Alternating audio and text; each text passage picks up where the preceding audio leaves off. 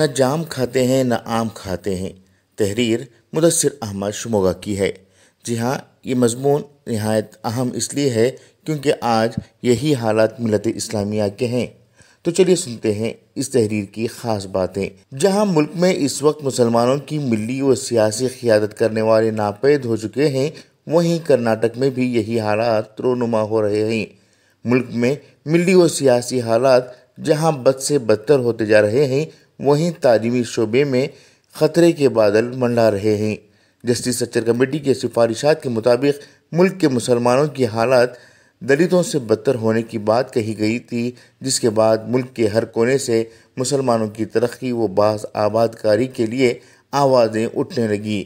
دھیرے دھیرے وہ رینگتے رینگتے ہوئے مسلمانوں کی فلاح و بہبودی کے لیے حکومتوں کی جانب سے بہت چھوٹے پیمانے پر منصوبے جاری کیے گئے تھے، جس میں تعلیمی خرچات اور اسکالرشپ دینے کا سلسلہ شروع ہوا۔ کرناٹک میں اسکالرشپ کے علاوہ معمولی سطح پر خرچات بھی دینے لگے اور کئی مقامات پر تربیتی کارگاہوں کا بھی انتظام کیا گیا۔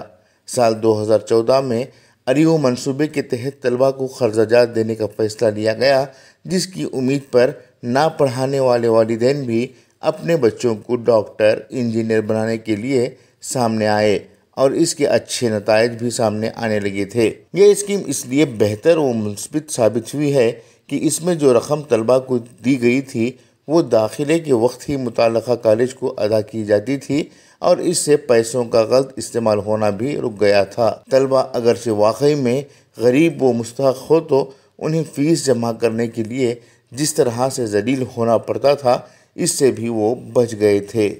لیکن اس دفعہ کرناٹک حکومت نے اریو منصوبے کے علاوہ اقلیتوں کے کئی منصوبوں کے بجٹ میں کٹوتی کی ہے۔ اس کٹوتی سے اب مسلم طلبہ کی زندگیاں خطرناک موڑ پر آ چکی ہیں۔ یہ بچے پڑھنا لکھنا تو چاہتے ہیں، لیکن ان کے کالجوں کی فیس ادا کرنے کے لیے اسباب نہ ہونے کی وجہ سے وہ کالجوں سے نکالے جا سکتے ہیں، اس کے قوی امکانات ہیں۔ کالج یہ نہیں دیکھتا کہ طلبہ سرکاری امداد کے ذریعے سے فیس ادا کر رہے ہیں یا پھر اپنے پیسوں سے۔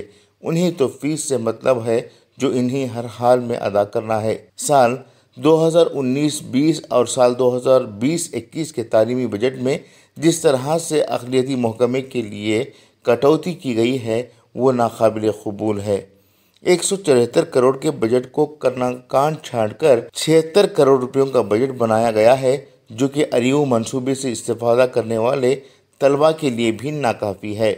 ان حالات میں مختلف کالجوں و یونیورسٹیوں میں زیر تعلیم ہیں اپنی تعلیم کو چھوڑنے کے لیے مجبور ہو رہے ہیں۔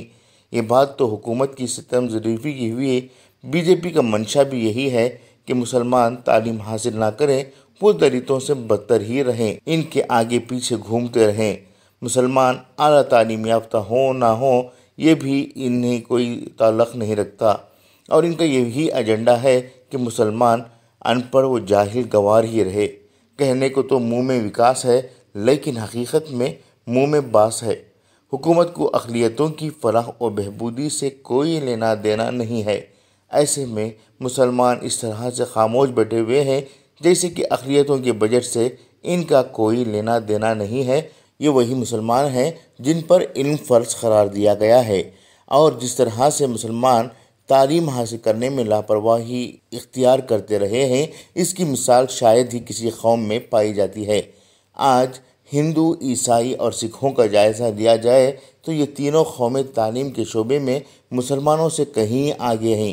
عیسائی اگر چرچ کے لیے 10 ایکڑ زمین کسی سے ڈونیشن کی شکل میں حاصل کرتے ہیں تو وہ اس زمین پر چرچ، اسپتال، کمیونٹی ہال، اسکول اور شمشان بناتے ہیں۔ جب ہندوؤں کو کوئی جگہ دیتا ہے تو وہ اس جگہ پر مٹھ یا آشرم، اسکول اور اعلیٰ تعلیم کے ادارے قائم کرتے ہیں۔ سکھوں کی بات کی جائے تو وہ ایک چھوٹے سے حصے پر گرودوارا بناتے ہیں اور بقیہ زمین پر آمدنی کے وسائل کھڑے کرتے ہیں۔ ضرورت مندوں کے لیے سال بھر کے لنگر چلاتے ہیں۔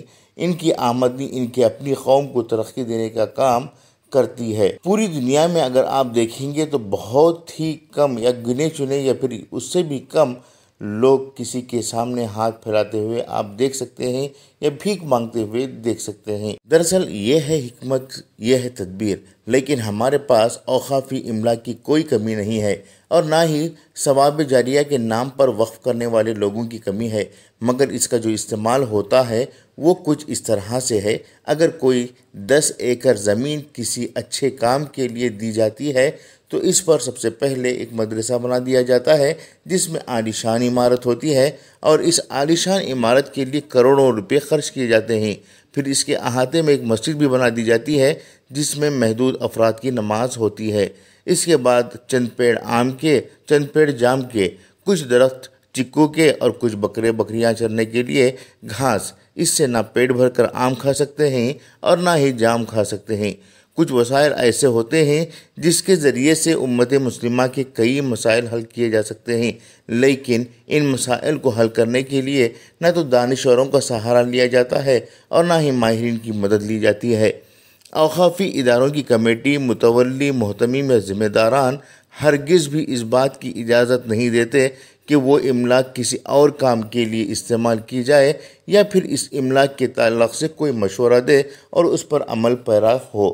حالانکہ دین میں عصری و دینی تعلیم کو ڈیوائڈ یعنی تقسیم نہیں کیا گیا ہے، تقسیم کرنے والے تو ہم لوگ ہیں، اور اس قدر ہم نے تقسیم کے سلسلے کو شروع کر دیا ہے کہ آج ہم تفریق ہونے لگے ہیں۔ جمع کی کوئی نشانی دکھائی نہیں دے رہی ہے، البتہ اوقافی اداروں کے ذمہ داروں کے اپنے ذاتی املاک ضرور ضرب ہو رہی ہے۔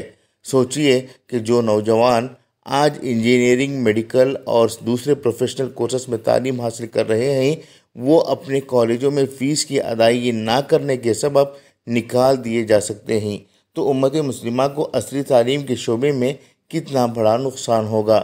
یہ باتیں سوچیں اور ملت اسلامیہ کی آنے والی نسلوں کے لیے ایسے منصوبے بنائیں جو کچھ تبدیلی لا سکیں۔ وقت دینے کے لیے شکریہ، اور امید ہے کہ اس ویڈیو کو آپ آگے تک پہنچائیں گے تاکہ امت میں بیداری آ سکے۔